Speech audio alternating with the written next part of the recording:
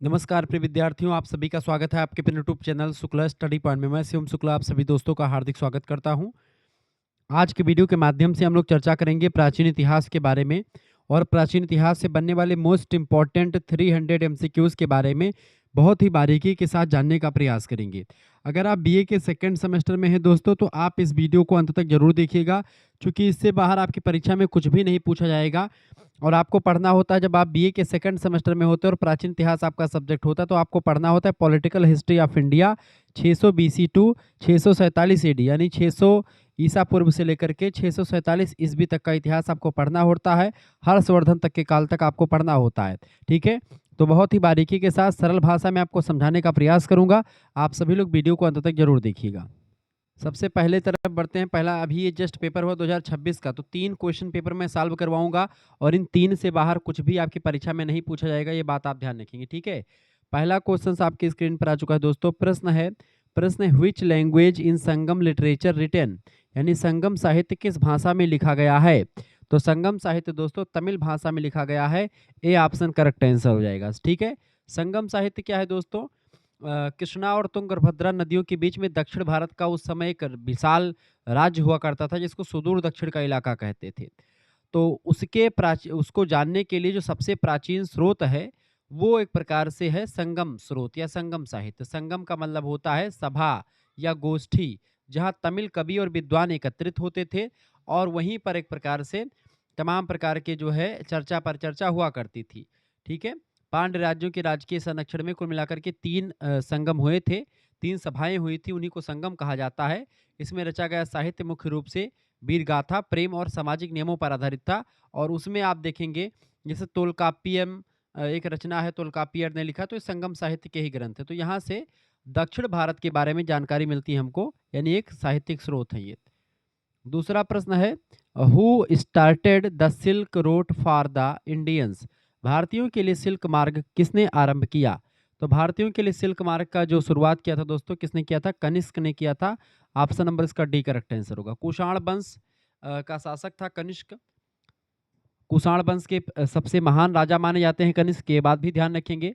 चीन को रोमन साम्राज्य से जोड़ने वाले प्रसिद्ध सिल्क मार्ग की 3 मुख्य शाखाओं पर अपना कंट्रोल स्थापित किया था इसने, कनिष्क ने। और भारत को भारी मात्रा में टैक्स और आर्थिक लाभ भी प्राप्त हुआ था इसकी वजह से, कनिष्क की वजह से। ठीक है, कनिष्क ने ही 78 ईस्वी में शक संवत की शुरुआत की थी, जिसे वर्तमान में भारत सरकार के द्वारा राष्ट्रीय कैलेंडर के रूप में प्रयोग किया जाता है। ऑप्शन नंबर इसका डी करेक्ट आंसर होगा। तीसरा प्रश्न आपका आ चुका दोस्तों। प्रश्न है मौर्य काल में पूर्वी भारत का मुख्य बंदरगाह कौन सा था। मौर्य काल में पूर्वी भारत का जो प्रमुख बंदरगाह था वो दोस्तों, उसका नाम था ताम्रलिप्ति। ताम्रलिप्ति बंदरगाह जो था, ये सबसे प्रमुख बंदरगाह हुआ करता था। ठीक है, पश्चिम बंगाल की मिदनापुर जिले, तामलुक जिला माना जाता है, वहीं पर स्थित है। मौर्य काल में गंगा घाटी और पूर्वी तट होने वाले विदेशी व्यापार जो होते थे पूर्वी तट से, वो सब जैसे श्रीलंका को व्यापार करना हुआ या स्वर्ण भूमि दक्षिणी पूर्वी एशिया के लिए, तो सबसे बड़ा केंद्र जो था यही था दोस्तों, ये बात आप ध्यान रखेंगे। ठीक है, आगे देखते हैं अगला क्वेश्चन। जबकि यहाँ पर आपका लिखा है अरिकामेडू। अरिकामेडू की अगर बात की तो दक्षिण भारत में पांडिचेरी के पास स्थित व्यापारिक केंद्र था ये। ठीक है, रोमन व्यापारिक केंद्र था। और कावेरी पट्टनम की अगर बात की तो कावेरी पट्टनम चोल साम्राज्य का एक बड़ा बंदरगाह माना जाता है। ठीक है, अगला क्वेश्चन, चौथा नंबर प्रश्न आपका आ चुका है। Where is Vallabhi university situated, यानी वल्लभी विश्वविद्यालय कहाँ स्थित है, बताएंगे। वल्लभी विश्वविद्यालय दोस्तों कहाँ पर स्थित है, फटाफट से आप बताएंगे। वल्लभी विश्वविद्यालय गुजरात में स्थित है। ठीक है, प्राचीन भारत में शिक्षा का केंद्र हुआ करता था ये। क्लियर, काठियावाड़ क्षेत्र में गुजरात के स्थित है। बौद्ध धर्म के हीनयान संप्रदाय की शिक्षा का सबसे बड़ा केंद्र हुआ करता था। अच्छा, इस विश्वविद्यालय की स्थापना मैत्रक वंश के शासकों के शासनकाल में हुई थी। चीनी यात्री हुएनसांग और सिंह ने अपनी यात्रा वृत्तांतों में इसकी भव्यता और उच्च शिक्षा स्तर की प्रशंसा करी हुई है। इसका सी ऑप्शन करेक्ट आंसर होगा। पांचवा प्रश्न है दोस्तों, what is the main centre of education in ancient India, Bharat में शिक्षा का प्रमुख केंद्र क्या था। तो गुरुकुल हुआ करता था दोस्तों, सी ऑप्शन इसका राइट आंसर हो जाएगा। ठीक है, गुरुकुल होता था, दूर दूर से बच्चे जो होते शिक्षा ग्रहण करने के लिए आते थे। शिक्षा निःशुल्क होती थी। छात्र गुरु की सेवा तथा भिक्षा मांग करके जीवन यापन करते थे। यहाँ पर वेद पुराण शास्त्र शस्त्र विद्या सदाचार ये सब शिक्षा मौखिक रूप से दी जाती थी, लेक्चर होते थे। 6 नंबर प्रश्न है what for Nalanda university was worldly famous, यानी कि नालंदा विश्वविद्यालय किस लिए विश्व प्रसिद्ध है। 6वें नंबर का करेक्ट आंसर हो जाएगा बौद्ध धर्म दर्शन के लिए ये विश्व में प्रसिद्ध है।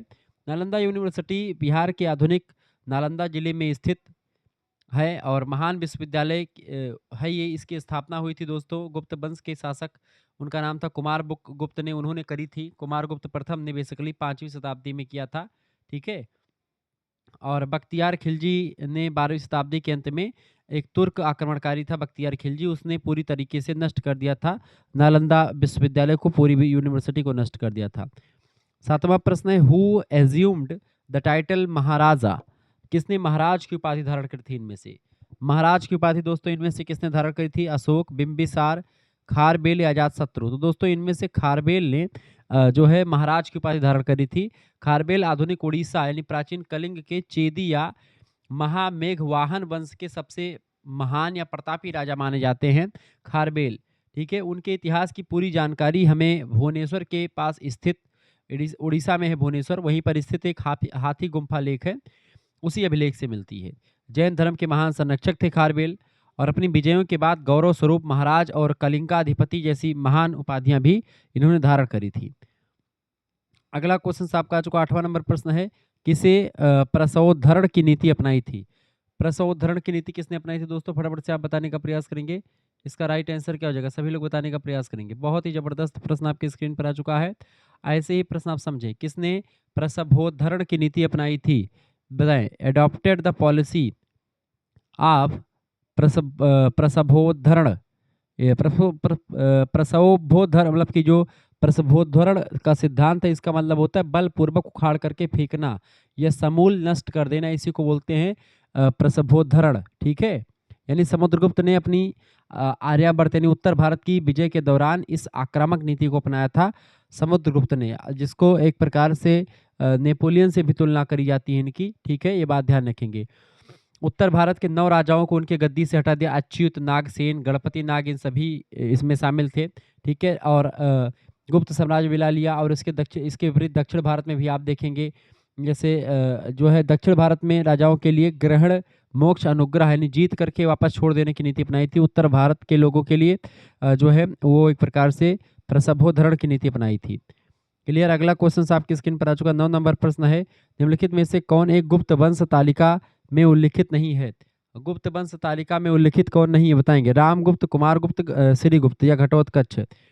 9 नंबर का करेक्ट आंसर क्या हो जाएगा दोस्तों, देखिए घटोत्कच की अगर बात की जाए तो इतिहास के अनुसार रामगुप्त की प्रमाणिक वंशावली में कमी है, ठीक है। रामगुप्त दोस्तों ये एक प्रकार से ये गुप्त वंश की तालिका में इसमें कम आते हैं, ठीक है।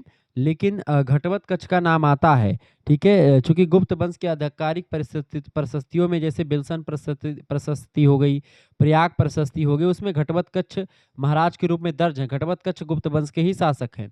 रामगुप्त दोस्तों एक प्रकार से ये कहीं ना कहीं पे एक काल्पनिक पात्र के रूप में शामिल किया गया है जयशंकर प्रसाद के नाटक वगैरह में, ठीक है। विशाख दत्त के नाटक देवी चंद्रगुप्तम के अनुसार रामगुप्त समुद्रगुप्त का बड़ा बेटा और चंद्रगुप्त द्वितीय का बड़ा भाई था, ठीक है।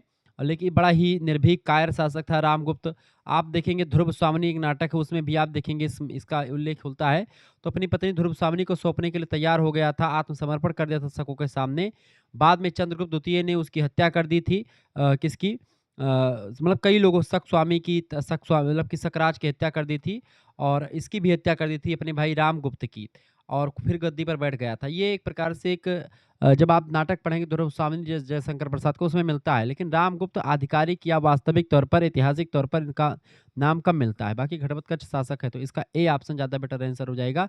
जिन बच्चों ने ए लगा दिया उनका बिल्कुल राइट आंसर है। अगला क्वेश्चन आप देखिए 10 नंबर प्रश्न आपका चुका, साकारी उपाधि थी। साकारी, साकारी दोस्तों उपाधि किसने धारण करी थी, चंद्रगुप्त द्वितीय ने साकारी उपाधि धारण करी थी। बहुत ही प्रतापी शासक था, शको तथा शत्रु का संहारक था, इसलिए साकारी उपाधि धारण करी थी, ठीक है। गुप्त सम्राट था चंद्रगुप्त द्वितीय। गुजरात और मालवा के अंतिम शक क्षत्रप शासक रुद्र सिंह तृतीय को युद्ध में पराजित भी किया था इसने, ठीक है। और विक्रमादित्य और ये सभी उपाधि इन्हीं की है। The Gupta rural who defeated the hoods was, यानी फटाफट से बताएंगे। गुप्त शासक जिसने हूणों को पराजित किया था। हूणों को किसने पराजित किया था दोस्तों? हूणों को स्कंदगुप्त ने ही पराजित किया था। ऑप्शन नंबर इसका बी करेक्ट आंसर हो जाएगा। स्कंदगुप्त ने हूणों को पराजित किया था। हूण जो थे मध्य एशिया की एक अत्यंत क्रूर और लड़ाकू जनजाति हुआ करती थी। स्कंदगुप्त की जब गद्दी पर बैठे, उसके बैठते ही लगभग 455 ईस्वी के आसपास हूणों ने भारत पर भीषण आक्रमण कर दिया और स्कंदगुप्त ने अत्यंत वीरता से उनका सामना किया और बुरी तरह से पराजित करके भारत से इनको हूणों को खदेड़ दिया। इस महान विजय की जानकारी जूनागढ़ के अभिलेख से हमको प्राप्त होती है और भीतरी स्तंभलेख जो गाजीपुर यूपी से मिलता है वहां पर भी इस विजय का उल्लेख है। 12 नंबर प्रश्न, किसने स्वर्ण मुद्राओं का प्रचलन नहीं किया था? स्वर्ण मुद्राओं का प्रचलन दोस्तों रामगुप्त ने नहीं किया था। रामगुप्त ने नहीं किया, बाकी समुद्रगुप्त, कुमारगुप्त और चंद्रगुप्त द्वितीय ने किया था। डी ऑप्शन करेक्ट आंसर होगा। 13 नंबर प्रश्न आपका चुका, निम्नलिखित में से संगीतज्ञ के रूप में किसे जानते हैं? संगीतज्ञ। संगीतज्ञ दोस्तों कौन है? कविराज, समुद्रगुप्त हैं, संगीतज्ञ हैं, संगीत के बड़े अच्छे विद्वान हैं। क्योंकि इनका जो सिक्का है उस पर इनको बीड़ा बजाते हुए दिखाया गया है समुद्रगुप्त साहब को। ये बात ध्यान रखें। प्रयाग प्रशस्ति में उनके दरबारी कवि थे, उनका नाम था हरिसेन। उन्होंने संगीत योग्यता की तुलना देवर्षि नारद और तुम्बरु से करी है। हरिसेन ने इनकी तुलना। कविराज की उपाधि भी इनको मिलती है समुद्रगुप्त जी को, ये बात ध्यान रखेंगे। 14 नंबर प्रश्न है, who was the founder of Gupta dynasty? गुप्त वंश का संस्थापक कौन था? गुप्त वंश के संस्थापक थे दोस्तों श्री गुप्त। ऑप्शन नंबर इसका ए करेक्ट आंसर हो जाएगा। ठीक है, गुप्त साम्राज्य की स्थापना 275 ईस्वी में हुई थी। कब हुई थी?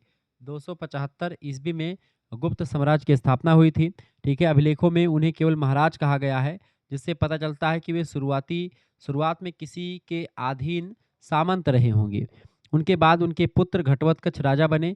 इस वंश का पहला महान और स्वतंत्र राजा चंद्रगुप्त प्रथम बना 319 ईस्वी से 320 ईस्वी के आसपास। चंद्रगुप्त प्रथम एक प्रकार से गुप्त वंश के वास्तविक संस्थापक कहे जा सकते हैं, जिसने महाराजा धीराज की उपाधि भी धारण करी थी।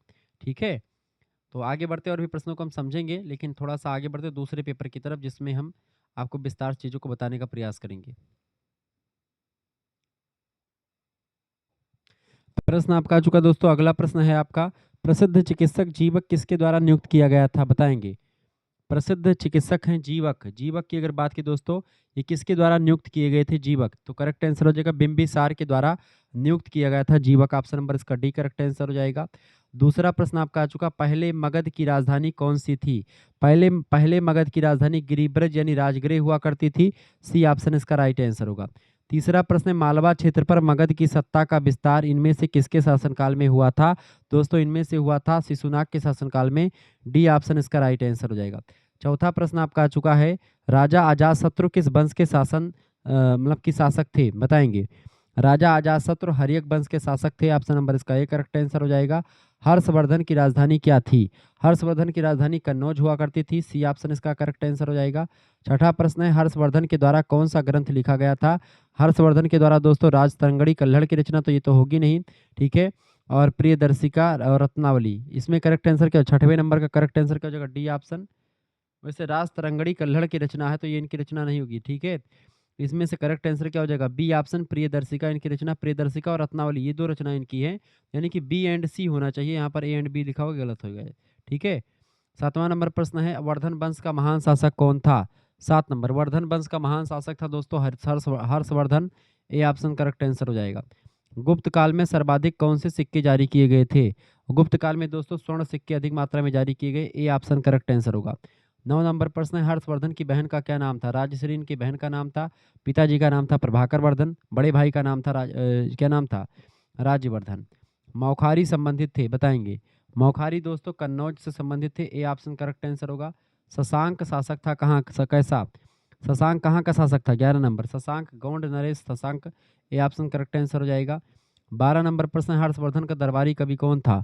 हर्षवर्धन का दरबारी कवि था बाणभट्ट। ऑप्शन नंबर इसका ए करेक्ट आंसर होगा। हर्षचरित नाम की रचना भी बाणभट्ट ने ही लिखी है। 13 नंबर प्रश्न दोस्तों, हर्षवर्धन के उत्तर भारत पर शासन किया। हर्षवर्धन ने उत्तर भारत पर शासन कब से कब तक किया? इसका राइट आंसर हो जाएगा 606 से लेकर के 647 ईस्वी तक शासन किया। बी ऑप्शन राइट आंसर होगा। गृहवर्मन का वंश शासक था, किस वंश का शासक था गृहवर्मा? 14 नंबर, गृहवर्मा दोस्तों शासक था मौखारी वंश का। डी ऑप्शन इसका राइट आंसर होगा। नंद वंश का संस्थापक कौन था? नंद वंश का संस्थापक था दोस्तों महापद्म नंद। ऑप्शन नंबर इसका ए करेक्ट आंसर हो जाएगा। 16 नंबर प्रश्न, निम्नलिखित में से कौन सा नंद वंश का अंतिम शासक था? नंद वंश का अंतिम शासक दोस्तों कौन सा था? घनानंद अंतिम शासक था। ठीक है, नंद वंश का, इसी को मार करके मौर्य वंश की उत्पत्ति होती है चंद्रगुप्त मौर्य के द्वारा। अगला क्वेश्चन 17 नंबर प्रश्न, मौर्य साम्राज्य की नींव किसके द्वारा रखी गई है? चंद्रगुप्त मौर्य के द्वारा। बी ऑप्शन राइट आंसर होगा। 18 नंबर, निम्नलिखित में से किसने प्राचीन भारत में मौर्य साम्राज्य की स्थापना करी थी? मौर्य साम्राज्य की स्थापना दोस्तों प्राचीन भारत में चंद्रगुप्त मौर्य ने करी थी। डी ऑप्शन इसका राइट आंसर हो जाएगा। 19 नंबर क्वेश्चन से, प्रथम भारतीय साम्राज्य किसके द्वारा स्थापित किया गया था? प्रथम भारतीय साम्राज्य चंद्रगुप्त मौर्य के द्वारा स्थापित किया गया। सी ऑप्शन राइट आंसर होगा। चंद्रगुप्त मौर्य ने मगध के नंद वंश को किसकी सहायता से उखाड़ फेंका था? तो दोस्तों विष्णुगुप्त यानी कौटिल्य की सहायता से। कौटिल्य जो कि चाणक्य के नाम से मशहूर हैं, उन्हीं के चेले थे चंद्रगुप्त मौर्य। ठीक है। 21 नंबर क्वेश्चन से, किसके शासनकाल में मेगास्थनीज भारत आया था? मेगास्थनीज दोस्तों भारत में कब आया था? चंद्रगुप्त मौर्य का जब शासनकाल था तब आया था। सी ऑप्शन राइट आंसर हो जाएगा। इंडिका पुस्तक यही लिखता है मेगास्थनीज।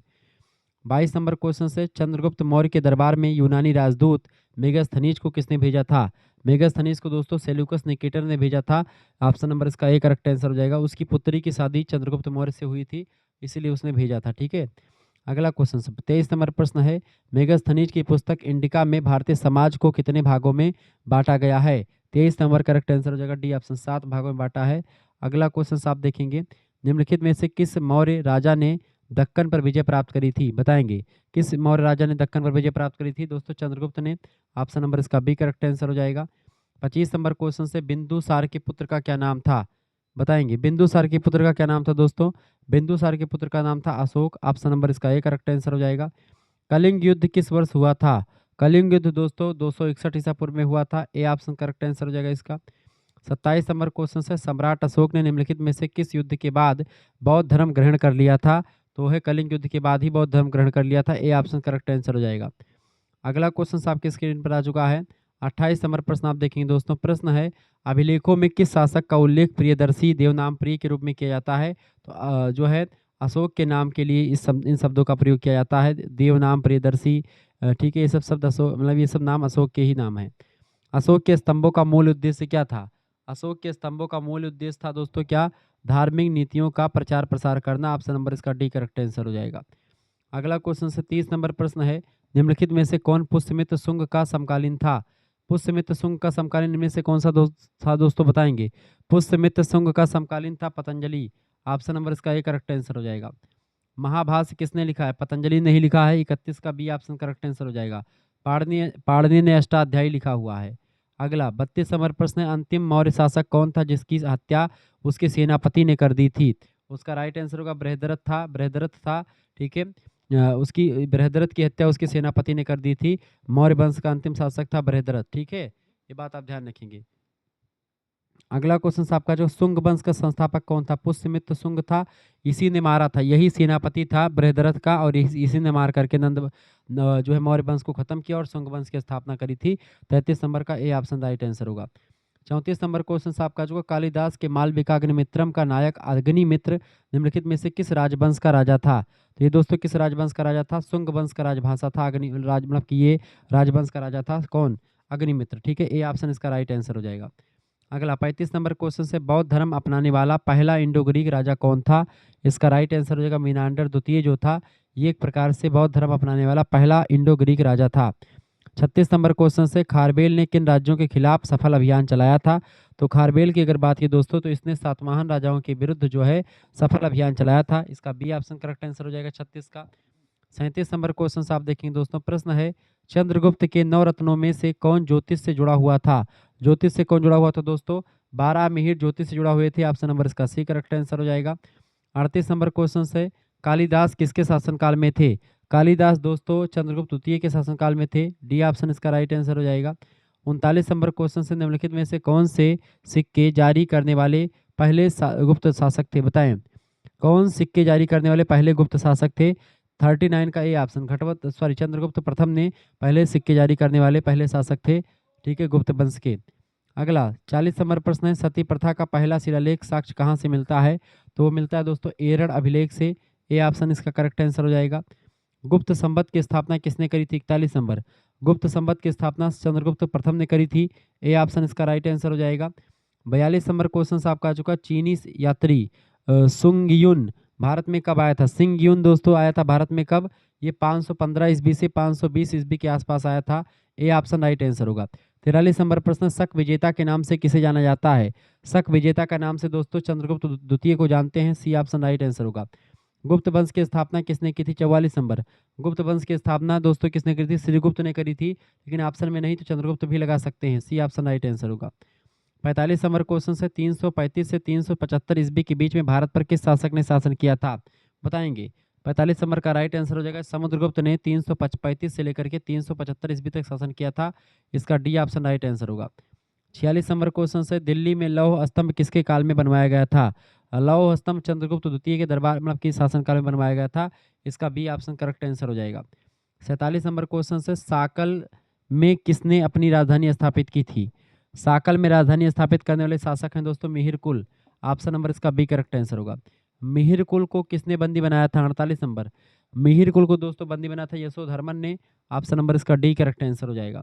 49 नंबर क्वेश्चन आप देखेंगे, सिकंदर ने भारत पर कब आक्रमण किया था?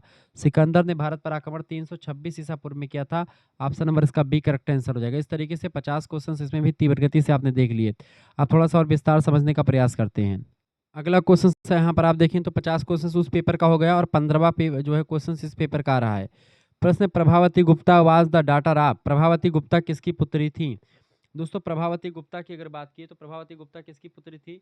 सभी लोग बताने का प्रयास करेंगे। प्रभावती गुप्ता किसकी पुत्री थी? कौन बताएगा?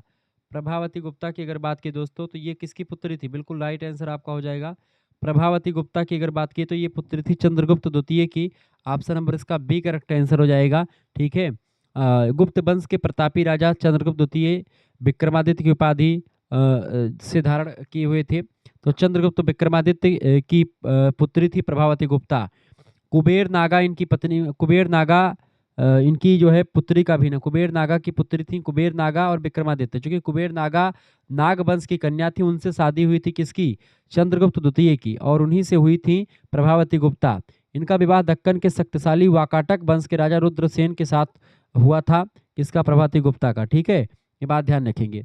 पति की अकाल मृत्यु के बाद अपने अपने छोटे बेटों के नाम पर वाकाटक साम्राज्य को की संरक्षिका के रूप में कुशलतापूर्वक शासन भी चलाया था प्रभावती गुप्ता ने। ठीक है। और पुणे ताम्रपत्र अभिलेख में गुप्त काल की प्रशासनिक व्यवस्था की बहुमूल्य जानकारी मिल जाती है इनके बारे में, प्रभावती गुप्ता के बारे में। चंद्रगुप्त द्वितीय की पुत्री थी। 16 नंबर क्वेश्चन से कौन मौर्य शासक अपने दरबार में ग्रीक दार्शनिक चाहता था? बताएंगे। 16 नंबर, ग्रीक दार्शनिक को कौन चाहता था? फटाफट से आप बताने का प्रयास करेंगे। कौन मौर्य शासक अपने दरबार में ग्रीक दार्शनिक चाहता था? Which Mauryan king was sophist from Greek to his court? वो बिंदुसार उसका नाम है। ऑप्शन नंबर इसका ए करेक्ट आंसर होगा। चंद्रगुप्त मौर्य के पुत्र हैं बिंदुसार, जिनको अमित्र घात भी कहा जाता है। उन्होंने सीरिया के यूनानी राजा एंटियोकस प्रथम को पत्र लिख करके 3 चीजों की मांग की थी। पहली चीज थी मीठी मदिरा यानी अंगूर वाली शराब, वहां से अंगूरी शराब भेजो। दूसरा सूखी अंजीर भेज दो, और तीसरा एक यूनानी दार्शनिक भेज दो। ठीक है। सीरियाई राजा ने शराब और अंजीर तो भेज दी थी, लेकिन यह संदेश भिजवाया कि यूनानी कानूनों के अनुसार दार्शनिकों को या इंसानों का क्रय विक्रय वर्जित है, इसीलिए उन्होंने नहीं भिजवाया था। अगला 17 नंबर क्वेश्चन आपका आ चुका है। In which regional year Ashoka visited Lumbini. Ashoka ने अपने किस शासन काल में किस शासन वर्ग में लुम्बनी की यात्रा करी थी अशोक ने? तो अशोक ने लुम्बनी की यात्रा दोस्तों 20वीं वर्ष में करी थी शासन के। ऑप्शन नंबर इसका डी करेक्ट आंसर हो जाएगा। भगवान बुद्ध के जन्म स्थान लुम्बनी की आधिकारिक धार्मिक यात्रा की थी। ठीक है, आगे बढ़ते 18 नंबर क्वेश्चन आपका आ चुका है। फटाफट से आप देखने का प्रयास। 18 नंबर क्वेश्चन से निम्नलिखित में से कौन, मतलब प्रश्न है which among the following was the first empire to stretch from the bay the Arabian sea. यानी कि निम्नलिखित में से कौन सा पहला साम्राज्य था जो बंगाल की खाड़ी से अरब सागर तक फैला हुआ था? तो उसका नाम था मौर्य एम्पायर। ऑप्शन नंबर इसका बी करेक्ट आंसर हो जाएगा। ठीक है, मौर्यन एम्पायर जो था वो ज़्यादा फैला हुआ था, तो मौर्य काल। ऑप्शन नंबर इसका करेक्ट आंसर क्या हो जाएगा? बी ऑप्शन इसका बिल्कुल राइट आंसर हो जाएगा। अगला 19 नंबर क्वेश्चन आपका आ चुका है। प्रश्न 19 नंबर दोस्तों आ चुका है, फटाफट से आप देखने का प्रयास करेंगे।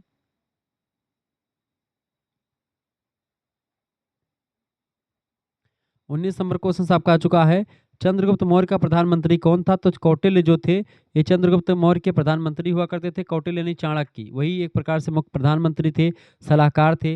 राजनीति और अर्थशास्त्र पर उनका विश्व प्रसिद्ध ग्रंथ बड़ा फेमस है, अर्थशास्त्र यानी इकोनॉमिक्स नाम की एक पुस्तक लिखते हैं। अर्थशास्त्र पुस्तक किसकी है? चंद्रगुप्त मौर्य सॉरी कौटिल्य की है।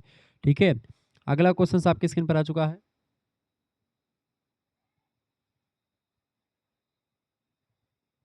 अगला क्वेश्चन 20 नंबर प्रश्न आपका आ चुका है। प्रश्न है बेस नगर स्तंभ लेख में निम्नलिखित में से किसे भागवत कहा गया है? बताएंगे। 20 नंबर भागवत किसे कहा गया दोस्तों? फटाफट से आप बताने का प्रयास करेंगे। बेस नगर स्तंभ लेख में भागवत हेलियोडोरस को कहा गया है। इसका बी ऑप्शन करेक्ट आंसर हो जाएगा। ठीक है, बेस नगर मानी विदिशा, उसका गरुड़ स्तंभ जो लेख है मध्य प्रदेश के विदिशा में स्थित है। तक्षशिला के यवन यानी यूनानी राजा अंतलिखिस या जिसको आप कह सकते हैं, उन्होंने उनके राजदूत हेलियोडोरस ने शुंग राजा भागभद्र के दरबार में आकर के इस स्तंभ का निर्माण करवाया था। हेलियोडोरस विदेशी होते हुए भागवत यानी वैष्णव धर्म में इतना प्रभावित हुआ कि वो खुद को भागवत घोषित किया और भगवान विष्णु के वाहन गरुड़ के प्रतीक स्वरूप इस स्तंभ की स्थापना करी थी इसने। अगला क्वेश्चन आपका जो 21 नंबर क्वेश्चन है, who was the last rural of the Mauryan dynasty, यानी मौर्य वंश का अंतिम शासक कौन था? मौर्य वंश का अंतिम शासक था बृहद्रथ। ऑप्शन नंबर इसका करेक्ट आंसर, बृहद्रथ की हत्या करके पुष्यमित्र शुंग ने शुंग वंश की स्थापना करी थी। 185 ईसा पूर्व में उसके ही ब्राह्मण सेनापति था उसका पुष्यमित्र शुंग, उसने सेना के निरीक्षण के दौरान धोखे से बृहद्रथ की हत्या कर दी और मगध पर मौर्य वंश को समाप्त करके शुंग वंश की राज मतलब की स्थापित कर दिया।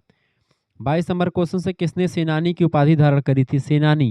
सेनानी की उपाधि धारण करी थी पुष्यमित्र शुंग ने। सी ऑप्शन इसका बिल्कुल राइट आंसर हो जाएगा। अगला क्वेश्चन आपका 23 नंबर प्रश्न है, किसने मौर्य सम्राट बृहद्रथ की हत्या करी थी? तो पुष्यमित्र शुंग ने करी थी, ये बात ध्यान रखेंगे। सी ऑप्शन इसका करेक्ट आंसर हो जाएगा। ठीक है, अगला कणव वंश का संस्थापक कौन था? बताएंगे। कणव वंश की अगर बात की दोस्तों, वासुदेव जो थे ये कणव वंश के संस्थापक थे। बी ऑप्शन इसका करेक्ट आंसर हो जाएगा। शुंग वंश के अंतिम राजा देवभूति की हत्या उसी के अमात्य, उसी का मंत्री था वसुदेव, उसने 73 ईसा पूर्व में कर दी और देवभूति की हत्या के बाद वसुदेव ने जिस नए राजवंश की स्थापना करी उसे कणव वंश कहा जाता है। यह भी एक ब्राह्मण राजवंश था और इसका शासनकाल काफी छोटा 45 सालों तक ही रहा। कणव वंश, पुष्यमित्र मतलब शुंग वंश भी ब्राह्मण वंश था और ये भी जो है ब्राह्मण वंश था। अगला 25 नंबर क्वेश्चन से, 2 अश्वमेध यज्ञों का संपादन किसके द्वारा किया गया था? 2 अश्वमेध यज्ञों का संपादन दोस्तों पुष्यमित्र शुंग के द्वारा किया गया था। ऑप्शन नंबर इसका डी करेक्ट आंसर हो जाएगा। 26 नंबर क्वेश्चन से, सातवाहन वंश का संस्थापक कौन था? सातवाहन वंश का संस्थापक थे सिमुक। ऑप्शन नंबर इसका ए करेक्ट आंसर हो जाएगा। ठीक है, सातवाहन राजवंश कणव वंश के अंतिम राजा सुशर्मा की हत्या करके सिमुक ने लगभग 60 ईसा पूर्व में सातवाहन वंश, जिसे आंध्र वंश भी कहते हैं, उसकी स्थापना की थी। तो कणव वंश के बाद में कौन सा वंश आता है? सातवाहन वंश। ठीक है, और इस वंश के राजाओं ने दक्षिण भारत विशेष करके महाराष्ट्र आंध्र प्रदेश में लंबे समय तक शासन किया और इस वंश में राजाओं के नाम के आगे उनकी माताओं का नाम लगता था, जैसे कि गौतमी पुत्र सातकर्णी। अगला प्रश्न आपका जो है, किसके शासनकाल में किसके शक शासक नहपान को पराजित किया था? बताएं, किसने शक शासक नहपान को पराजित किया था? तो गौतमी पुत्र सातकर्णी ने पराजित किया था। ऑप्शन नंबर इसका बी करेक्ट आंसर हो जाएगा।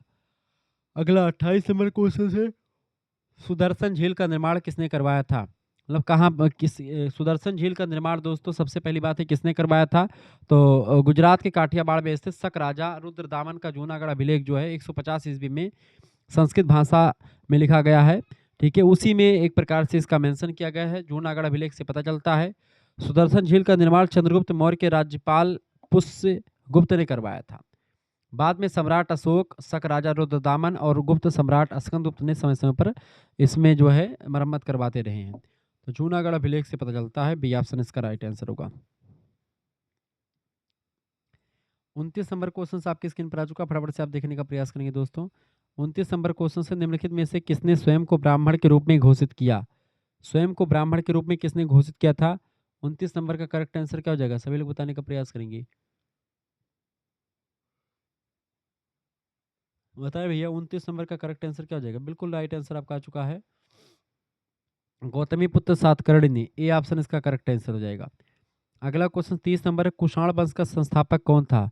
कुषाण वंश के संस्थापक थे दोस्तों कुजुल कटफिसेस। ऑप्शन नंबर इसका बी करेक्ट आंसर हो जाएगा। ठीक है, आगे बढ़ते हैं। अगला क्वेश्चन आपका आ चुका है 31 नंबर। चतुर्थ बौद्ध संगीति किस शासक के शासनकाल में हुई थी? चतुर्थ बौद्ध संगीति जो हुई थी दोस्तों, ये हुई थी किसके शासनकाल में? ये हुई थी दोस्तों कनिष्क के शासनकाल में। चतुर्थ बौद्ध संगीति कुंडल वन में आयोजित की गई थी कश्मीर के। ठीक है, ये बात ध्यान रखिए। उसके अध्यक्ष थे महाकवि वसुमित्र और उपाध्यक्ष थे अश्वघोष। ठीक है, ये बात ध्यान रखेंगे। अगला क्वेश्चन आपका आ चुका है 32 नंबर। मेनेंडर अनुयायी था किसका? फटाफट से आप बताने का प्रयास करेंगे। 32 नंबर का करेक्ट आंसर क्या हो जाएगा दोस्तों आपका? देखिए बताएं, मीनांडर किस धर्म का अनुयायी था? बौद्ध धर्म का। ऑप्शन नंबर इसका ए करेक्ट आंसर हो जाएगा। 33 नंबर क्वेश्चन से किस वंश के शासकों ने छत्रप शासन प्रणाली प्रचलित करी थी? तो किसने करी थी दोस्तों? शक राजाओं ने करी थी। ऑप्शन नंबर इसका सी करेक्ट आंसर हो जाएगा। 34 नंबर प्रश्न, किस राजा ने माहेश्वर की उपाधि धारण करी थी? माहेश्वर की उपाधि दोस्तों धारण करी थी बिम कटफिसस ने। बी ऑप्शन राइट आंसर हो जाएगा। अगला क्वेश्चन से कनिष्क इस कैपिटल वाज, प्रश्न पूछा गया आपके 35 नंबर प्रश्न पूछा गया दोस्तों। प्रश्न है आपका, कनिष्क की राजधानी क्या थी? कनिष्क की राजधानी थी दोस्तों Purushapura.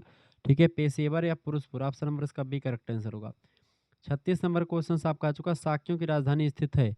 The capital of Shakya was located at. शाक्यों की राजधानी कपिलवस्तु में स्थित है। ऑप्शन नंबर इसका सी करेक्ट आंसर हो जाएगा, कपिलवस्तु। ठीक है, अगला क्वेश्चन आप देखेंगे।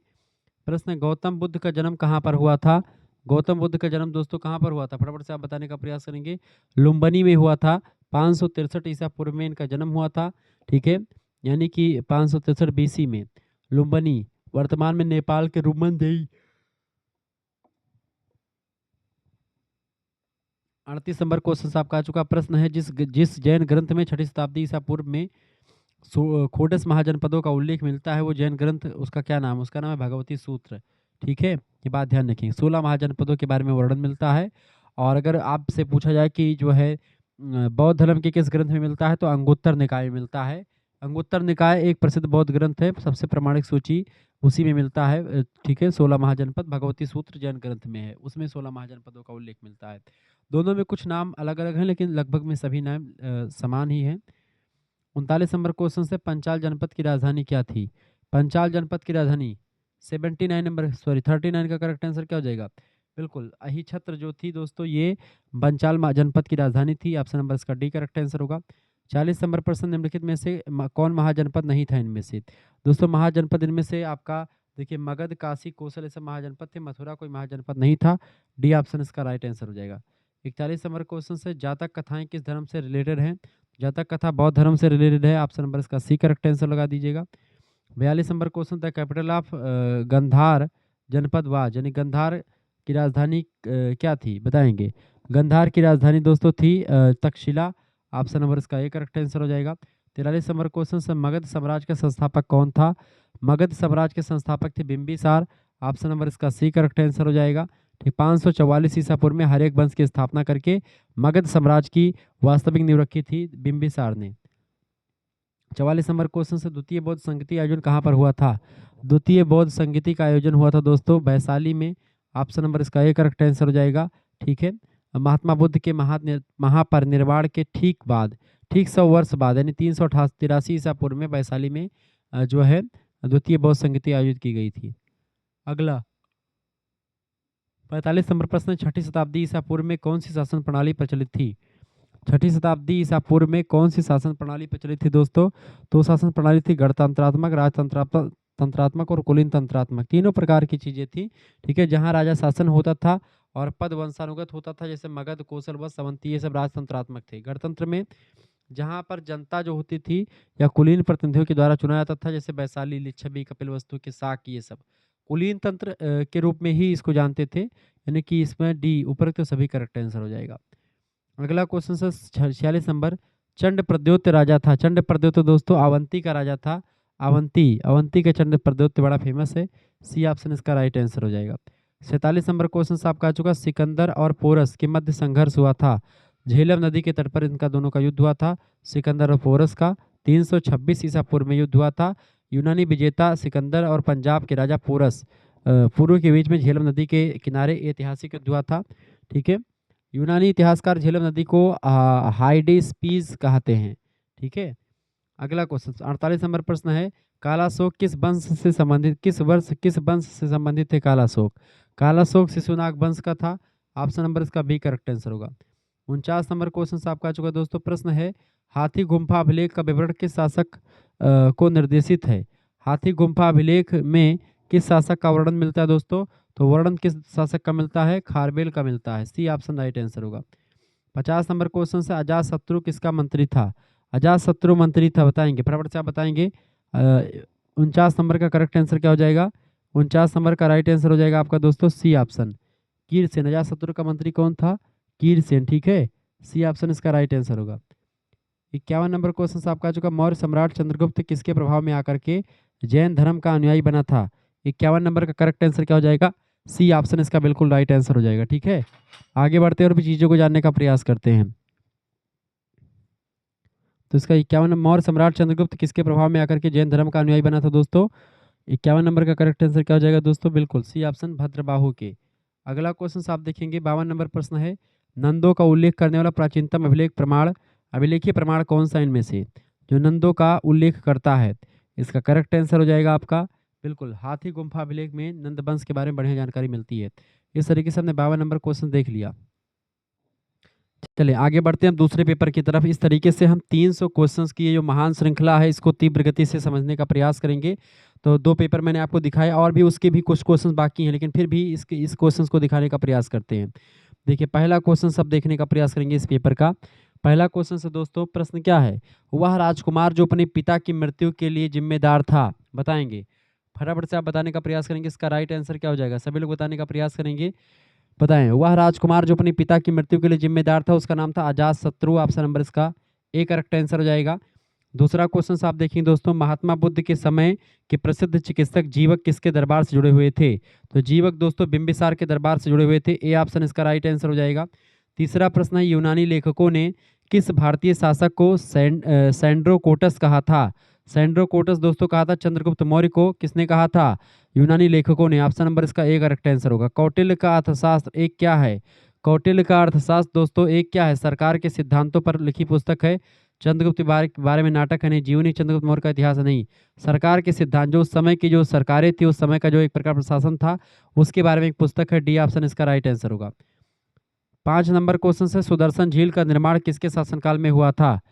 सुदर्शन झील का निर्माण दोस्तों हुआ था चंद्रगुप्त मौर्य के शासनकाल में। ए ऑप्शन इसका राइट आंसर हो जाएगा। छठा प्रश्न आपका आ चुका है, सर्वछत्रांतक शब्द का प्रयोग किस नंद राजा के लिए किया जाता है?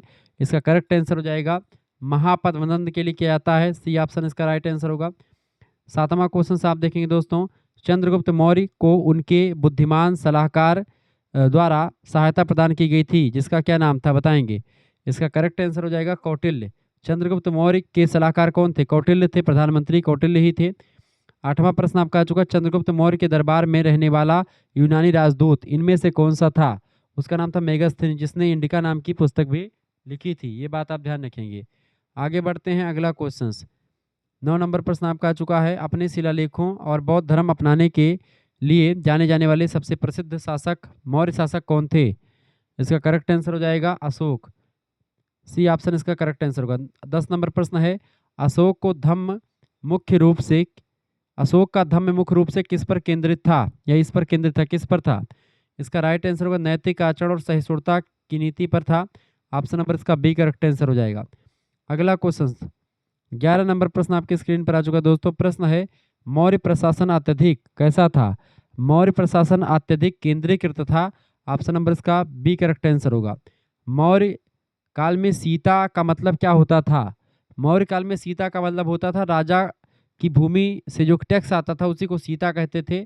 ऑप्शन नंबर इसका C correct answer, revenue from crown land, यानी जो राजा की भूमि होती थी उससे जो टैक्स मिलता था उसी टैक्स के पैसे को सीता कहा जाता था। 12 नंबर का सी ऑप्शन राइट आंसर होगा। 13 नंबर प्रश्न आपकी स्क्रीन पर आ चुका है, अशोक के शिलालेख या किस शिलालेख में कलिंग युद्ध का उल्लेख किया गया है? तो कलिंग युद्ध का उल्लेख दोस्तों शिलालेख संख्या 13 के अंतर्गत किया गया है। ऑप्शन नंबर इसका बी करेक्ट आंसर हो जाएगा, ठीक है।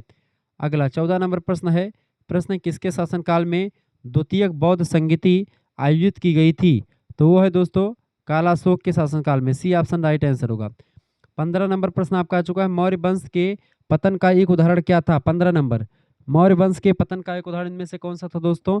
इसका सी ऑप्शन करेक्ट आंसर हो जाएगा। अयोग्य उत्तराधिकारी जो था, ये एक प्रकार से इसका पतन का एक कारण बना, ये बात आप ध्यान रखेंगे। आगे बढ़ते हैं और भी चीज़ों को जानने का प्रयास करते हैं। 16 नंबर प्रश्न आपका आ चुका है। किस भारतीय राजा ने सीरिया के राजा एंटियोकस से कुछ चीज़ें भेजने के लिए कहा था?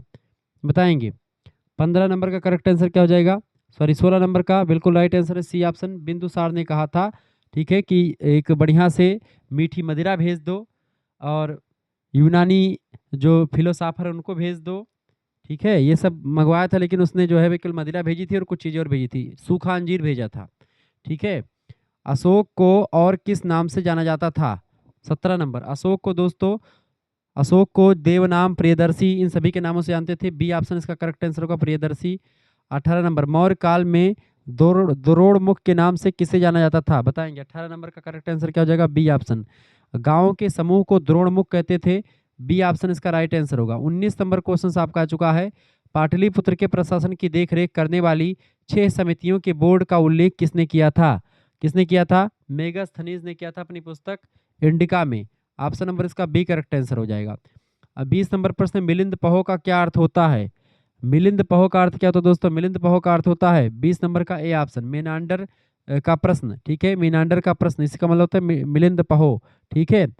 ऑप्शन नंबर इसका 20 नंबर का ए ऑप्शन करेक्ट आंसर हो जाएगा। मीनांडर प्रश्न करता था और एक बौद्ध भिक्षु उसका उत्तर देता था, और इसी को लेकर के जो उत्तर और प्रश्न की श्रृंखला, इसी को एक पुस्तक में मिलिंद पहो के नाम से प्रकाशित करवाएगा। 21 नंबर प्रश्न, बिहार के गया जिले में बराबर पहाड़ियों पर आजीविका संप्रदाय की केंद्रीय गुफाएं किसने बनवाई थी? बताएंगे दोस्तों, किसने बनवाई थी? फटाफट से आप बताने का प्रयास करेंगे। तो इसका करेक्ट आंसर हो जाएगा, अशोक ने बनवाई थी, राजा अशोक। ऑप्शन नंबर इसका डी करेक्ट आंसर हो जाएगा। 22 नंबर क्वेश्चन से आपका, कलिंग के राजा खारबेल का संबंध निम्नलिखित में से किस राजवंश से था? तो कलिंग का संबंध दोस्तों किस राजवंश से था? तो चेदी राजवंश से था। ऑप्शन नंबर इसका 22 का ए ऑप्शन करेक्ट आंसर हो जाएगा। अगला क्वेश्चन आपकी स्क्रीन पर आ चुका है।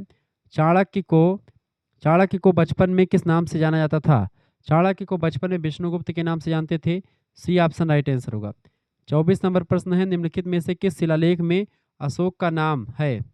अशोक का नाम इनमें से क्या है? बताएंगे। 24 नंबर, तो गुर्जरा गुर्जरा शिलालेख में अशोक के विभिन्न प्रकार के नामों का उल्लेख किया गया है। 25 नंबर प्रश्न है, अशोक के शिलालेखों को समझने वाला पहला व्यक्ति कौन था? अशोक के शिलालेखों को समझने वाला पहला जो व्यक्ति था उसका नाम था दोस्तों जेम्स प्रिंसेप। ऑप्शन नंबर इसका डी करेक्ट आंसर हो जाएगा। 26 नंबर क्वेश्चन आपका आ चुका है। गुप्त काल के दौरान भारत आने वाला यात्री कौन था? चीनी यात्री। तो गुप्त काल में भारत आने वाला चीनी यात्री था फाहियान। ऑप्शन नंबर इसका ए करेक्ट आंसर होगा। समुद्रगुप्त के शासनकाल या कुछ ऐसे समय में आया था। 27 नंबर प्रश्न, इंडिका पुस्तक के लेखक कौन था? इंडिका पुस्तक का लेखक है Megasthenes. Option number C correct answer हो जाएगा। 28 नंबर क्वेश्चन से, बौद्ध धर्म ग्रंथों की प्राथमिक भाषा क्या थी? बताएंगे। 28 नंबर, फटाफट से आप बताने का प्रयास करेंगे। इसका राइट आंसर क्या हो जाएगा? 28 का बिल्कुल बी ऑप्शन, बौद्ध धर्म ग्रंथों की प्राथमिक भाषा पाली हुआ करती थी। बी ऑप्शन इसका करेक्ट आंसर हो जाएगा। 29 नंबर, तीव्र गति से आप समझने का प्रयास करेंगे। वीडियो को लाइक और शेयर करते रहे। हमारा दूसरा चैनल है को करिकुलर मास्टर, उसको भी सब्सक्राइब कर लीजिएगा। 29 नंबर प्रश्न है, निम्नलिखित में से कौन त्रिपिटक का भाग इनमें से नहीं है? त्रिपिटक का भाग इनमें से कौन सा नहीं दोस्तों? सुत्त पिटक, अभिधम पिटक और विनय पिटक, के तीनों पिटक के भाग हैं, जबकि महावीर पिटक कोई पिटक का भाग नहीं। तो डी ऑप्शन इसका लगा दीजिएगा। 30 नंबर प्रश्न, पुरातात्विक साक्ष्य का प्राथमिक स्रोत। पुरातात्विक साक्ष्य का प्राथमिक स्रोत होता है उत्खनन, शिलालेख और सिक्के। इन सभी के माध्यम से हमको जानकारी मिलती है। डी ऑप्शन इसका राइट आंसर हो जाएगा। 31 नंबर प्रश्न है, सिक्कों के अध्ययन को क्या कहा जाता है? सिक्कों के अध्ययन को दोस्तों हम लोग कहते हैं मुद्रा शास्त्र, ठीक है, न्यूमिस्मेटिक्स। ऑप्शन नंबर इसका करेक्ट आंसर हो जाएगा ए ऑप्शन। आगम साहित्य किस धर्म से संबंधित है? 32 नंबर, आगम साहित्य दोस्तों जैन धर्म से रिलेटेड है। ऑप्शन नंबर इसका ए करेक्ट आंसर होगा। 33 नंबर क्वेश्चन से, महाभाष्य का लेखक कौन है? पतंजलि ने महाभाष्य लिखा है। 33 नंबर का सी ऑप्शन राइट आंसर होगा।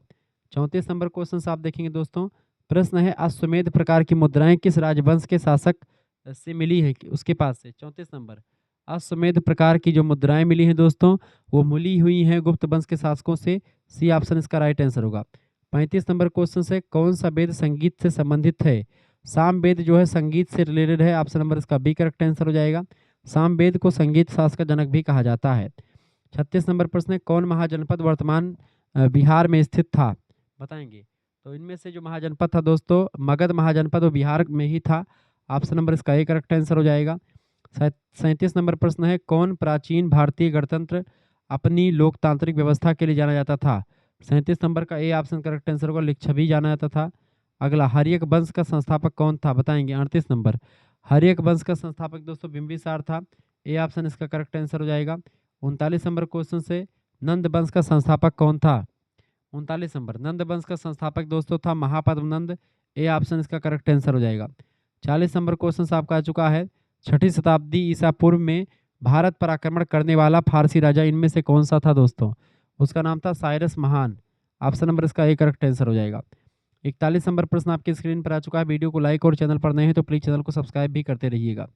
41 नंबर प्रश्न है, 6वीं शताब्दी ईसा पूर्व के आसपास भारत में कितने कितने प्रमुख महाजनपद उभरे? 41 नंबर का सी ऑप्शन राइट आंसर हो जाएगा। 16 महाजनपद उभरे थे।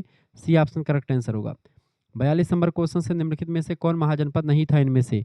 मगध, गंधार, कौशल, ये सब महाजनपद थे दोस्तों, जबकि कलिंग कोई महाजनपद नहीं था। सी ऑप्शन राइट आंसर होगा। वज्जी गणराज्य की राजधानी क्या थी? वज्जी गणराज्य की राजधानी वैशाली हुआ करती थी। ऑप्शन नंबर इसका बी करेक्ट आंसर होगा।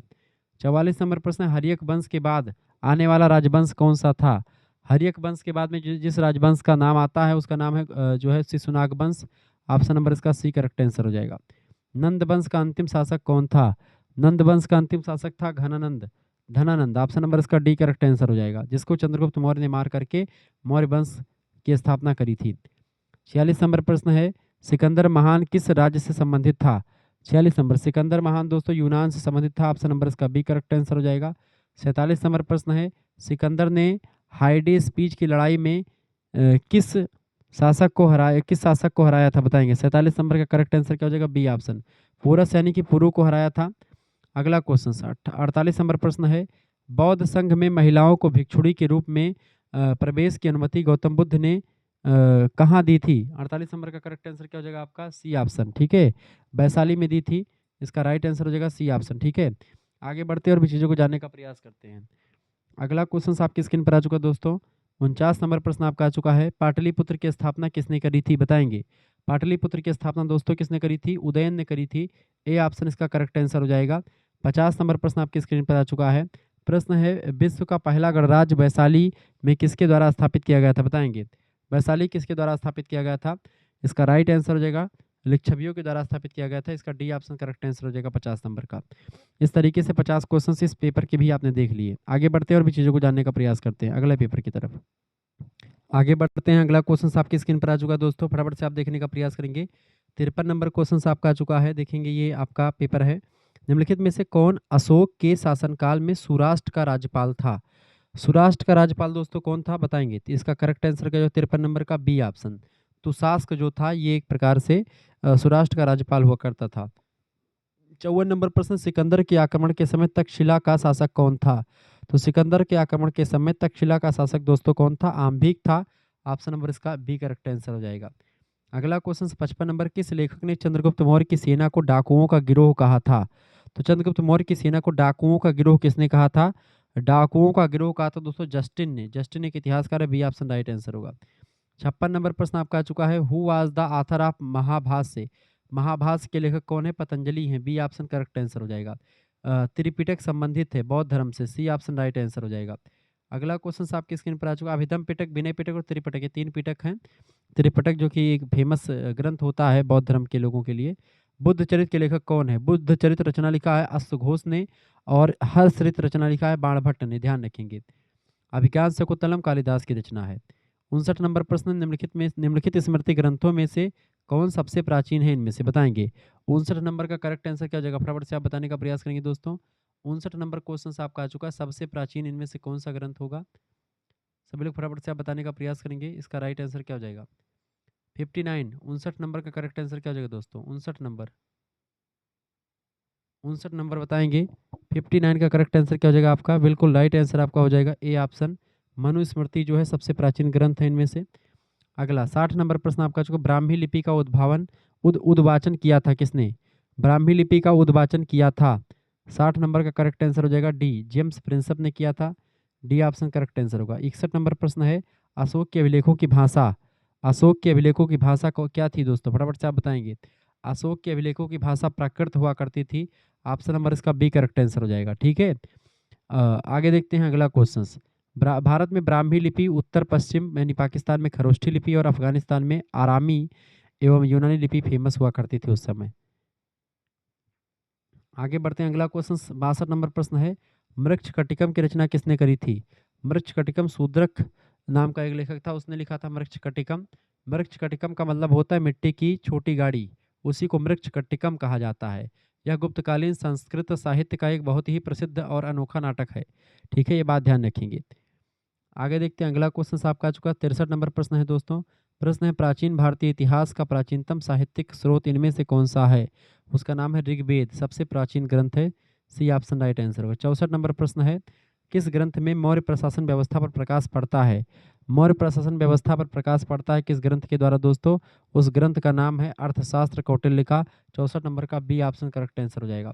65 नंबर प्रश्न है, अष्टांग संग्रह ग्रंथ संबंधित है, बताएंगे। अष्टांग संग्रह ग्रंथ किससे से संबंधित दोस्तों, अष्टांग संग्रह की अगर बात की जाए, इसका करेक्ट आंसर हो जाएगा 65 नंबर का, बिल्कुल राइट आंसर हो जाएगा ए ऑप्शन, आयुर्वेद से रिलेटेड है अष्टांग संग्रह।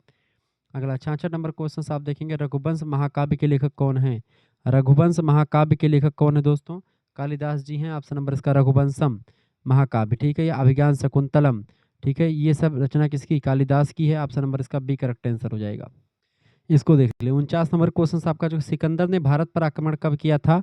सिकंदर ने भारत पर आक्रमण दोस्तों कब किया था, 326 ईसा पूर्व में किया था। अगला क्वेश्चन आप देखेंगे, निम्नलिखित में से किसने सातवाहन राजवंश की स्थापना करी थी।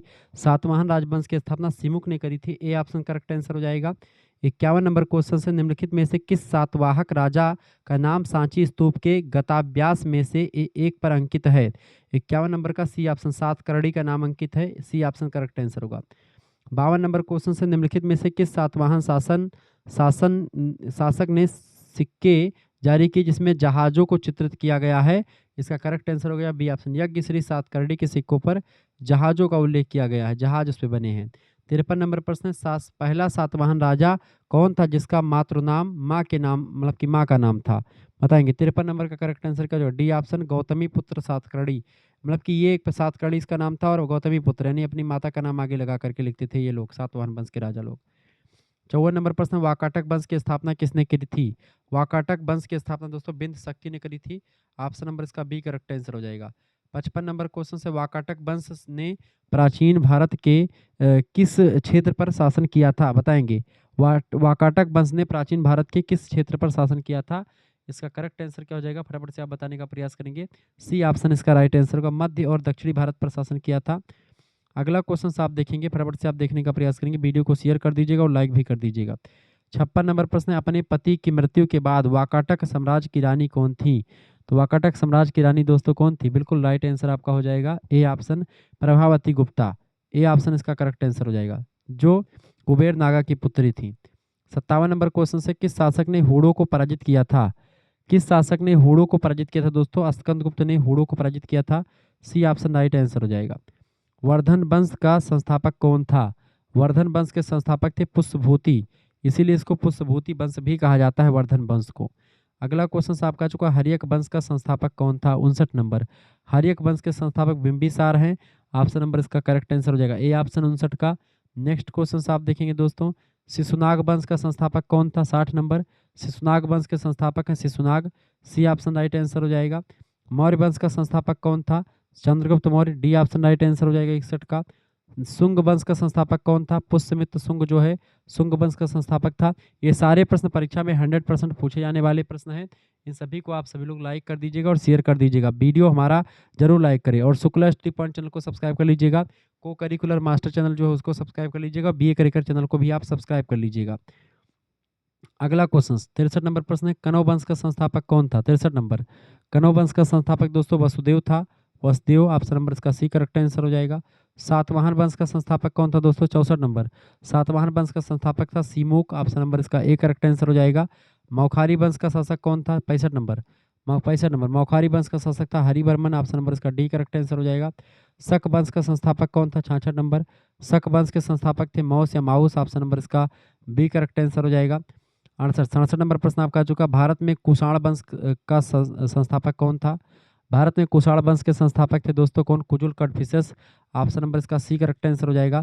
ये सब दोस्तों एक तरफ से आपका आता रहता है। देखिए यहाँ से शुरू कीजिए, वर्धन वंश से शुरू कीजिए, वर्धन वंश, वर्धन वंश के बाद में हर्यक वंश, शिशुनाग वंश, मौर्य वंश, शिशुनाग। तो ये सब आपका देखिए, ये सारे वंश जो है ये दक्षिण भारत के सभी वंशों को आप याद कर लीजिएगा। ठीक है। 68 नंबर क्वेश्चन से, ऋग्वेद के वैदिक ग्रंथ में किस वंश का सर्वप्रथम उल्लेख मिलता है? तो बताएंगे। 68 नंबर का ए ऑप्शन, वर्ण वंश का सबसे पहले मिलता है। वर्ण, वर्ण शब्द का जो वैदिक ग्रंथ में किस शब्द का सबसे पहले उल्लेख मिलता है दोस्तों? किस शब्द का? तो वर्ण शब्द का उल्लेख मिलता है। सबसे पुराना ब्राह्मण साहित्य इनमें से सबसे पुराना ब्राह्मण साहित्य वेद। ऑप्शन नंबर इसका डी करेक्ट आंसर होगा। 70 नंबर प्रश्न आपका जो कौन सा वेद गीतात्मक रचना है? Samaveda. C option right answer होगा। ऋग्वेद में मतलब कितने, किस वेद में 10 मंडल है? ऋग्वेद में 10 मंडल है, ए ऑप्शन। गुप्त काल में, गुप्त काल में किसे उसके औषधि शास्त्र के लिए जाना जाता था? औषधि शास्त्र के लिए किसको जानते थे? 72 नंबर। औषधि शास्त्र के लिए दोस्तों हम जानते हैं सुश्रुत को, चरक संहिता इन्हीं की रचना है। ऑप्शन नंबर इसका बी करेक्ट आंसर होगा। सातवाहन शासकों की राजकीय भाषा क्या थी? 73 नंबर, फटाफट से आप बताने का प्रयास करें। सातवाहन शासकों की राजकीय भाषा क्या थी? 73 नंबर का ए ऑप्शन, प्राकृत हुआ करती थी। ए ऑप्शन इसका करेक्ट आंसर हो जाएगा। अगला 74 नंबर प्रश्न आपके स्क्रीन पर आ चुका है, श्रीमद् भगवत गीता मौलिक रूप से किस भाषा में लिखी गई थी? तो श्रीमद् भगवत गीता मौलिक रूप से दोस्तों लिखी गई थी संस्कृत भाषा में। ऑप्शन नंबर इसका ए करेक्ट आंसर हो जाएगा। 75 नंबर प्रश्न है, ताड़ के पत्रों की गई लिखावट कहलाती थी। ताड़ के पत्रों पर की गई लिखावट क्या कहलाती थी? उसको पांडुलिपि कहते हैं। ऑप्शन नंबर इसका सी करेक्ट आंसर हो जाएगा। 76 नंबर प्रश्न है, प्राचीन भारतीय साहित्य में कितने वेद हैं? 4 वेदों का उल्लेख है प्राचीन भारतीय वेद मतलब कि साहित्य में, ऋग्वेद, यजुर्वेद, सामवेद और अथर्ववेद। ठीक है, ये सब चीज़ें आप ध्यान रखें। वीडियो को लाइक और शेयर करते रहेंगे। इस तरीके से इन्फॉर्मेटिव वीडियो में लगातार आपके लिए लाता रहूँगा। निम्नांकित में से कौन से प्राचीन इतिहास के स्रोत हैं? प्राचीन इतिहास का स्रोत दोस्तों साहित्यिक और पुरातात्विक, ये सब प्राचीन इतिहास के स्रोत हैं। सी ऑप्शन लगा दीजिएगा। पुरातात्विक स्रोत में शामिल होते हैं सिक्के, मोहरे, अभिलेख, ये सब शामिल होते हैं।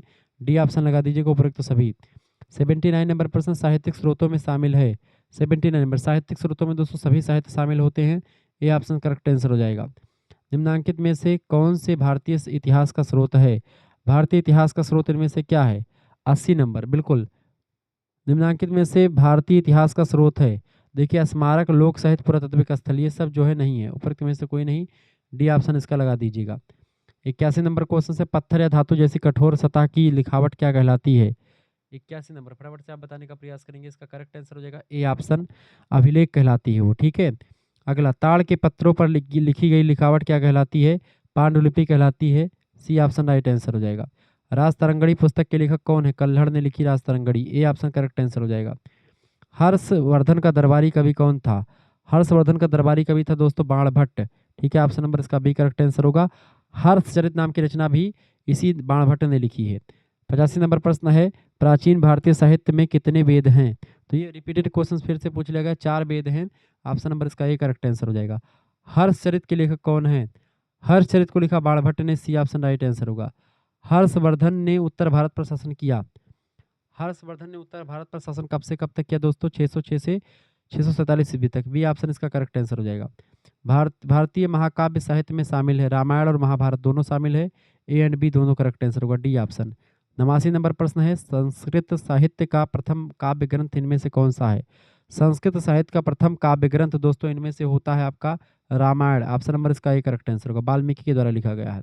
रामायण ग्रंथ के लेखक कौन है? वाल्मीकि महर्षि। ऑप्शन नंबर इसका ए करेक्ट आंसर होगा। 91 नंबर क्वेश्चन से, महान ग्रंथ महाभारत की रचना किसने की थी? महान ग्रंथ महाभारत की रचना महर्षि वेदव्यास जी ने करी है। बी ऑप्शन इसका करेक्ट आंसर हो जाएगा। 92 नंबर क्वेश्चन से, किस बौद्ध ग्रंथ में 16 महाजनपदों का वर्णन मिलता है?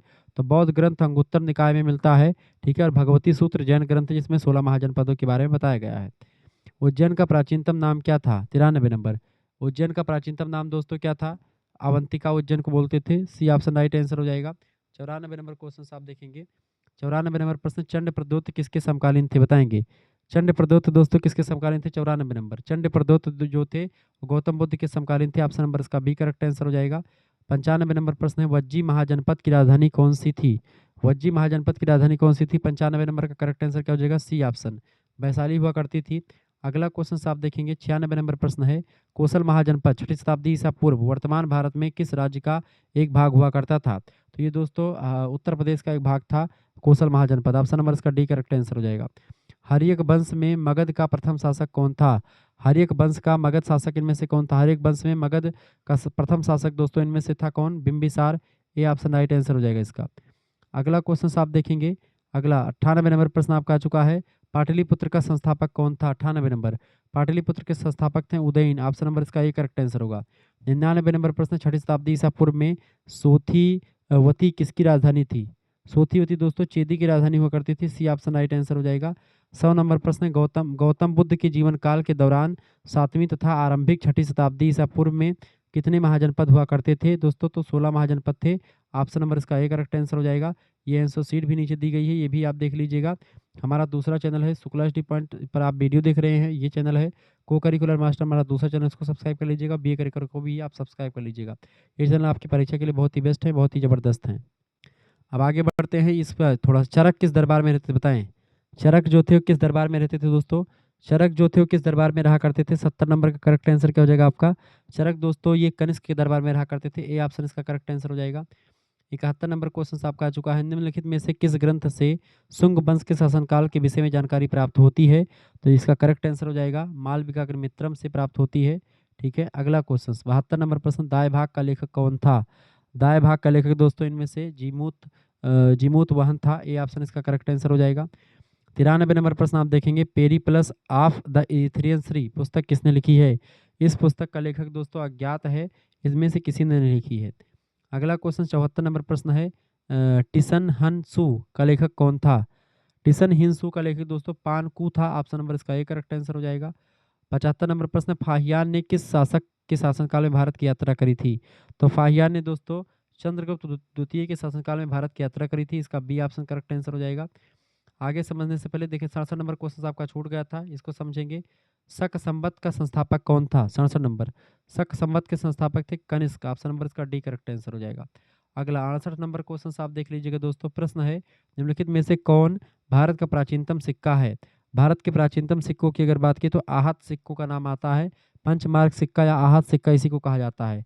ऑप्शन नंबर इसका ए करेक्ट आंसर हो जाएगा। आगे बढ़ते हैं और भी चीज़ों को जानने का प्रयास करते हैं। 69 नंबर प्रश्न है, भारत में यवन आक्रमण का साक्ष्य इनमें से कौन सा है? यवन आक्रमण का साक्ष्य दोस्तों इनमें से कौन सा हो जाएगा? पुराण, पुराण, गार्गी संहिता, रामायण, इनमें से कौन? 69 नंबर का सी ऑप्शन, गार्गी संहिता। ठीक है, अगला क्वेश्चन आप देखेंगे, 70 नंबर प्रश्न है, Charaka was is the court of, 70 number का करेक्ट आंसर हो जाएगा ए ऑप्शन, कनिष्क। ठीक है, बिल्कुल राइट आंसर होगा। कनिष्क के दरबार में रहा करते थे। इस तरीके से आपने तमाम सारे प्रश्नों को समझ लिया। मिलते हैं फिर नेक्स्ट वीडियो, तब तक के लिए जय हिंद जय भारत। अगर आपको थर्ड सेमेस्टर का कोर्स लेना है या सेकंड सेमेस्टर के पीडीएफ नोट्स यानी ऑब्जेक्टिव का प्रैक्टिस सेट प्राप्त करना है तो आप एसएमएस कर दीजिए 9984 039 139 पर एसएमएस कर दीजिएगा। और आपका पेपर हो तो पेपर भी की फोटो खींच करके भेज दीजिएगा। ठीक है, सेकंड सेमेस्टर का जो अगर आपको फीस अवेलेबल लेना है तो उसके लिए 100 रुपये फीस लगती है। सेकंड सेमेस्टर का सभी सब्जेक्ट का मिल जाएगा। और इसके बाद में अगर थर्ड सेमेस्टर में आपको जुड़ना है तो थर्ड सेमेस्टर और सेकंड सेमेस्टर एक साथ फीस जमा करेंगे तो 150 रुपये फीस में हो जाएगा। और केवल थर्ड सेमेस्टर का फीस 100 रुपये है, केवल सेकंड सेमेस्टर का फीस 100 रुपये, दोनों का एक साथ फीस जमा करेंगे तो 150 रुपये में आपका हो जाएगा पूरा थर्ड सेमेस्टर। पूरा थर्ड सेमेस्टर 6 महीने तक आपको पढ़ाया जाएगा उसमें। और उसमें पीडीएफ नोट्स में मिलेगा, सभी सब्जेक्ट का मिलेगा। और सेकंड सेमेस्टर के आपको नोट्स में मिल जाएंगे, जिस सब्जेक्ट का पेपर नहीं हुआ है उन सभी का मिल जाएगा। तो आप सभी के लिए बहुत ही बेस्ट है ये। आपको सीरीज या किताब लेने की कोई ज़रूरत नहीं पड़ती है, सब कुछ एक ही जगह पर इकट्ठा ही मिल जाता है। चलिए फिर दोस्तों मिलेंगे फिर नेक्स्ट वीडियो में, तब तक के लिए जय हिंद जय भारत। आप सभी का बहुत बहुत धन्यवाद। हमारे से जुड़ने के लिए इसी प्रकार से अपना प्यार दुलार बनाए रखेंगे। हमारे दोनों चैनल को करिकुलर मास्टर और बी करिकुलर इन दोनों को भी सब्सक्राइब कर लीजिएगा। और शुक्ला स्टडी पॉइंट चैनल पर 1 मिलियन जल्दी से पहुंचा दीजिए। धन्यवाद।